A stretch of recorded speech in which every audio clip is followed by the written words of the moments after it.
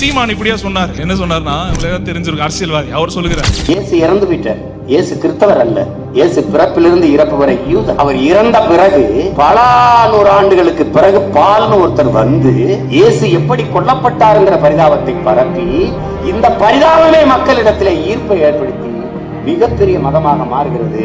அப்பிறகுதான் இவர்கள் தான் இயேசுவை கிறிஸ்தவராக்கிறார். இயேசு கிறிஸ்துங்கிறார். இயேசு கிறிஸ்தவரே அல்ல. இயேசு ஒரு யூதர். அவர் யூதனா வளர்ந்தார், யூதா மரிச்சிட்டாரு. பவுல் வந்து இயேசுவை பத்தி பிரசங்கம் பண்ணிட்டாரு, அவரை கடவுளா மாத்திட்டாங்க அப்படின்னு சொல்றாரு. வேதத்தை படிச்சிருக்க மாட்டாங்க, சுவிசேஷ புஸ்தகங்களை படிச்சிருக்க மாட்டாங்க. இயேசு வாழ்ந்த காலத்திலே ரெக்கார்ட் செய்யப்பட்ட காரியங்கள் இதெல்லாம். இன்னொன்னு, இயேசு பிறப்பதற்கு 1000 வருடங்கள் முன்பதாக தீர்க்க தரிசனமாய் சொல்லப்பட்ட காரியங்கள் அது எப்படி நிறைவேறதோ நம்மளால பார்க்க முடியுது. நமக்கு அதிசயமா இருக்கு.